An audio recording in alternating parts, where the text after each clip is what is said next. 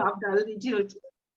तो चलिए, भोपाल से हैं, एक्स मैन है, इंडियन आर्मी एक्स सर्विसमैन है, इंडियन आर्मी में सर्व कर चुके हैं, अर्ली रिटायरमेंट लेके अभी बैंक में जॉब करते हैं। सक्सेना जी बहुमुखी प्रतिभा के धनी। जब मैं उनसे पहली बार मिली थी तभी मुझे लगा था कि ये इंसान जो है कुछ अलग से है। इनकी खुद की यूट्यूब पे काफी इनके वीडियोस हैं जो इन्होंने लिखे हैं, ज्यादातर राष्ट्रभक्ति का लिखते हैं, ज्यादातर जो है एक्स आर्मी मैन है तो उसी तरह से उनके बहुत ही सहृदय हैं, बहुत ही मिलनसार इंसान है। और बहुत ही जैसे आर्मी मैन के रूप में आपको आशा होती है कि कुछ ऐसे कट्टर से व्यक्तित्व होंगे, परंतु ये बहुत ही भावुक व्यक्ति है और इनकी जिंदगी के बहुत सारे दूसरे पहलू भी हैं। बहुत अच्छी पत्रिका लिखते हैं और रेकी वगैरह भी करते हैं, हीलिंग प्रोसेसेस में भी हैं। तो ये उन्होंने नहीं बताया, पर मैं आपको बता रही हूँ कि वो किस किस चीजों में एक्सपर्ट है। इन सब चीजों में भी एक्सपर्ट है। मैंने एक बार इनसे जब उनसे बात की थी तो इन्होंने बोला था कि कल्पना जी, जिनकी भाषा में सभ्यता होती है, जिनकी भाषा में सभ्यता होती है, उन्हीं के जीवन में भव्यता होती है। क्या बात, बहुत बड़ी बात है। हाँ, तो ये जो भी बात करते हैं उसमें शानदार, जानदार इस तरह के शब्दों का प्रयोग करते हैं और काफी अच्छे से अपने आप को बताते हैं। देश के प्रति समर्पित है, मतलब राष्ट्र के प्रति समर्पित है, समाज के प्रति समर्पित है और सबसे ज्यादा परिवार के प्रति भी समर्पित है। अपने पिताजी को भी काफी याद करते रहते हैं। तो चलिए उनसे ही सुनते हैं उनकी कविताएं। विनय सक्सेना जी, आपका स्वागत। विनय जी, आप अनम्यूट करिए अपने आप को और हम सबसे जुड़िए। जी, बहुत स्वागत है आपका। सबसे पहले मैं आप सभी को सादर प्रणाम करता हूँ, नमन करता हूँ, वंदन करता हूँ। सबसे पहला प्रणाम मैं माँ सरस्वती को करता हूँ, द्वितीय प्रणाम मैं इस मंच और आप सभी को करता हूँ और तृतीय प्रणाम मैं अपने गुरुओं को करता हूँ, क्योंकि मेरा मानना है कि गुरु की कृपा के बिना कुछ मिलता नहीं है। माँ सरस्वती भी गुरु से ही प्राप्त होती हैं। कुछ मैं अपना पाठ शुरू करूं उसके पहले गुरु के लिए, अपने गुरुदेव के लिए 2 लाइन बोलना चाहता हूं बिल्कुल बिल्कुल। कि बिन गुरु कृपा के शायद राम राम ना होते, बिन गुरु कृपा के शायद राम राम ना होते, बिन गुरु कृपा के कृष्ण के इतने धाम ना होते। यो तो सालों से भटक रहा था मैं गुरुदेव, बिन आपकी कृपा के मुझे, बिन आपकी कृपा के मेरे इतने काम ना होते, बिन आपकी कृपा के मेरे चर्चे यूं आम ना होते। अब मैं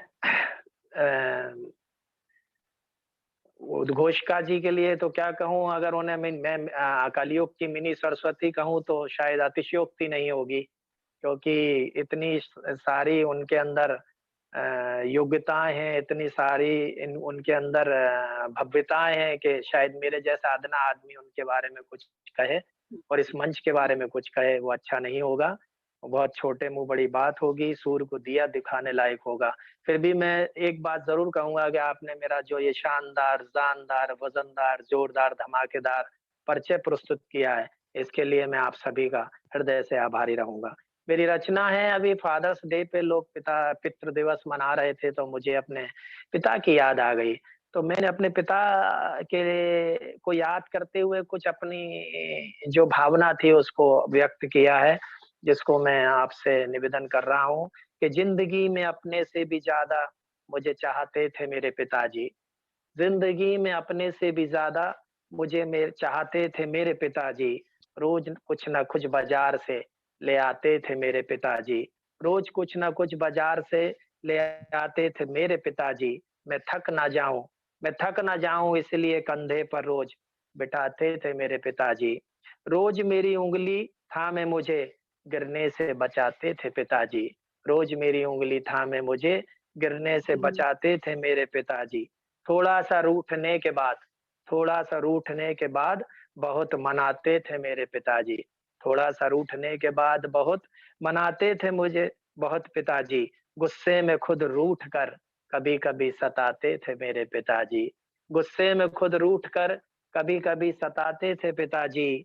मेरे सपनों को सच करने के लिए, मेरे सपनों को सच करने के लिए रोज अपने अनगिनत सपने मिटाते थे मेरे पिताजी, रोज अपने अनगिनत सपने मिटाते थे मेरे पिताजी। मेरा बोझ ज्यादा ना हो जाए, मेरा जो बोझ ज्यादा ना हो जाए, इसलिए रोज बस्ता भी मेरा उठाते थे मेरे पिताजी। बस्ता भी मेरा उठाते पिताजी। बहुत अच्छा। कितना भी थक कर क्यों ना आऊं मैं, कितना भी थक कर क्यों आए, क्षमा चाहता हूँ, कितना भी थक कर क्यों आए ना वो, पर साइकिल पर एक चक्कर रोज लगाते थे मेरे पिताजी। साइकिल पर एक चक्कर रोज लगाते थे, घुमाते थे मेरे पिताजी। मेलों में मेरी जिद पर, मेलों में मेरी जिद पर पहले ना करते, मेलों में मेरी जिद पर पहले ना करते, फिर भी कार गाड़ी बंसी बंदूक फुग्गे दिलाते थे पिताजी। फिर भी कार गाड़ी बंसी बंदूक फुग्गे दिलाते थे पिताजी। जिंदगी में अपने से भी ज्यादा मुझे चाहते थे मेरे पिताजी। माँ के आंचल में तो मैं रोज सो जाता था, माँ के आंचल में तो मैं रोज सो जाता था, लेकिन दर्द और पीड़ा के समय, लेकिन दर्द और पीड़ा के समय अपने सीने से लगा लेते थे मेरे पिताजी। दर्द और दर्द और पीड़ा के समय अपने सीने से लगा लेते थे पिताजी। खुद जाग कर भी मंजू को सुलाते थे पिताजी। खुद जाग कर भी रात भर मुझको सुलाते थे पिताजी। कितना भी कष्ट क्यों ना हो, कितना भी संघर्ष क्यों ना हो, कितना भी कष्ट क्यों ना हो, कितना भी संघर्ष क्यों ना हो, कोई नहीं, क्या हुआ, कहकर हो रोज हौसला मेरा बढ़ाते थे पिताजी। कहकर रोज हौसला मेरा बढ़ाते थे पिताजी। कहते थे हारते हैं वो जो कमजोर होते हैं, कहते थे हारते हैं वो जो कमजोर होते हैं, जीतने का ऐसे ही हौसला बता बताते थे मेरे पिताजी। जीतने का हौसला ऐसे ही बढ़ाते थे मेरे पिताजी। हालत कैसे भी हो, हालत कैसे भी हो, वक्त कैसा भी हो, हर हालत में मुस्कुराना मुझे सिखाते थे मेरे पिताजी। हर हालत में मुझे मुस्कुराना सिखाते थे मेरे पिताजी। कुछ भी करूं, कुछ भी बनूं, कैसा भी रहूं, कुछ भी सहूं, पर मेरे को एक राष्ट्र भक्त बनाना चाहते थे मेरे पिताजी। पर मेरे को एक राष्ट्र भक्त बनाना चाहते थे मेरे पिताजी। मुझसे भी ज्यादा मुझे चाहते थे मेरे पिताजी। धन्यवाद। बहुत अच्छा, बहुत अच्छा, बहुत ही अच्छा सर। थैंक यू, बहुत बहुत धन्यवाद। अब आप बहुत और सुंदर, कुछ प्रस्तुत करना चाहेंगे? अच्छा, जी हाँ, आपकी दूसरी कविता भी है ना? हाँ दूसरी हाँ हाँ, है ना, वो अच्छा, प्रस्तुत करूं? जी जी जरूर, स्वागत है आपका, हम बताएं। जी जरूर। हाँ, ये कविता मैंने जब मैं भारतीय सेना में कभी बर्फ पर टहल रहा था तब बनाई थी। तब मेरे मन के भाव हैं, तो और क्योंकि मेरा मानना है कि राष्ट्र से बड़ा कुछ होता नहीं। मुझे अच्छी तरह याद है कि मेरी दादी एक छोटा सा किस्सा सुनाती थी कि जब भगवान राम ने माँ सीता को वनवास दे दिया तो लक्ष्मण जी उनके सामने खड़े हो गए थे, और माता सीता के लिए युद्ध के लिए जब माँ ने लक्ष्मण जी गुस्सा होकर बोले तो भगवान राम ने कहा था, लखन राष्ट्र से बड़ा कुछ नहीं होता, राष्ट्र है तो हम सब हैं। तो उस राष्ट्र को ध्यान में रखते हुए, अपने स्वदेश को, अपने देश को ध्यान में रखते हुए मैंने कुछ लाइनें लिखी हैं जो आप सभी को समर्पित हैं। क्यों मंदिर की बात करूं और क्यों मस्जिद को जाऊं मैं, क्यों मंदिर की बात करूं और क्यों मस्जिद को जाऊं मैं, क्यों मंदिर की बात करूं और क्यों मस्जिद को जाऊं मैं, क्यों मंदिर की बात करूं और क्यों मस्जिद को जाऊं मैं, क्यों ना एक शहीद के घर में जाकर दीप जलाऊं मैं, क्यों ना एक शहीद के घर में जाकर दीप जलाऊं मैं, क्यों मंदिर की बात करूं और क्यों मस्जिद को जाऊं मैं, क्यों ना एक नबीने को रास्ता पार कराऊं मैं, क्यों ना एक नबीने को रास्ता पार कराऊं मैं, क्यों हज की मैं बात करूं और क्यों कुंभ नहाऊं मैं, क्यों हज की मैं बात करूं और क्यों कुंभ नहाऊं मैं, माता पिता के चरणों में क्यों ना लोट लगाऊं मैं, माता पिता के चरणों में क्यों ना लोट लगाऊं मैं, क्यों क्यों मंदिर की बात करूं और क्यों मस्जिद को जाऊं मैं, क्यों मंदिर की बात करूं और क्यों मस्जिद मस्जिद को जाऊं मैं, क्यों बिल गेट्स की बात करूं और क्यों शाह को चाहूं मैं, क्यों बिल गेट्स की बात करूं और क्यों शाह को चाहूं मैं, अपनी धरती का रतन टाटा क्यों नहीं कहलाऊं मैं, अपनी धरती का रतन टाटा क्यों नहीं बन जाऊं मैं, क्यों मंदिर की बात करूं और क्यों मस्जिद को जाऊं मैं, क्यों लंदन की बात करूं और क्यों पेरिस को जाऊं मैं, क्यों लंदन की बात करूं और क्यों पेरिस को जाऊं मैं, एक किसान के खेत में जाकर क्यों ना हल चलाऊं मैं, एक कृषक के खेत में जाकर क्यों ना हल चलाऊं मैं, क्यों मंदिर की बात करूं और क्यों मस्जिद को जाऊं मैं, क्यों मंदिर की बात करूं और क्यों मस्जिद में जाऊं मैं, क्यों मंदिर की बात करूं और क्यों मस्जिद में जाऊं मैं, क्यों मंदिर की बात करूं और क्यों मस्जिद को जाऊं मैं,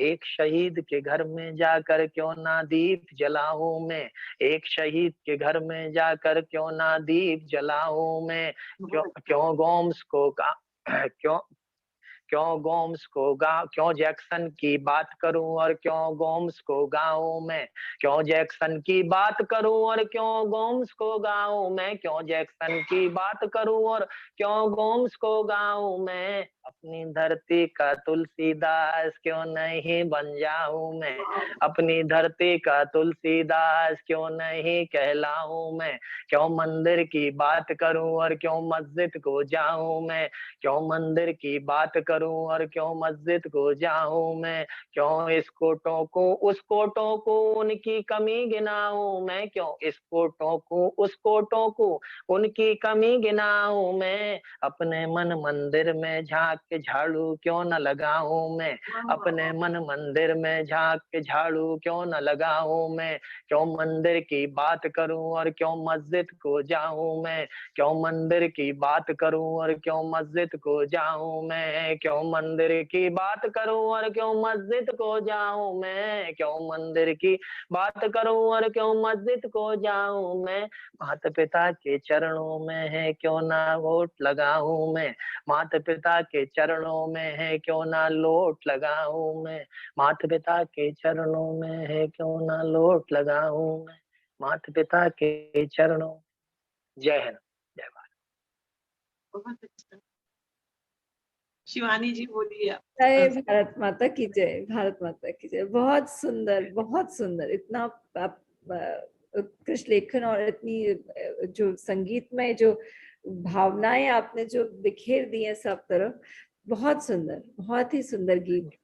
और मैं भी बहुत मन से ये बात मानती हूँ कि जो हम कहते हैं हम मंदिर में पूजा कर रहे हैं, करें, वो आप अगर करना चाहें तो जरूर करिए, लेकिन उसके साथ में जो अच्छे कर्म है वो नहीं किए तो फिर कोई काम का नहीं है। आप अगर हिंदू हो, मुसलमान हो, सिख हो, ईसाई हो, जो भी आप धर्म मानते हैं, लेकिन मानवता जो धर्म है अगर आपने वो नहीं माना तो धिक्कार है आपकी, किसी भी आपकी जो भी विश्वास पे आप जिन पे भी जीते हो।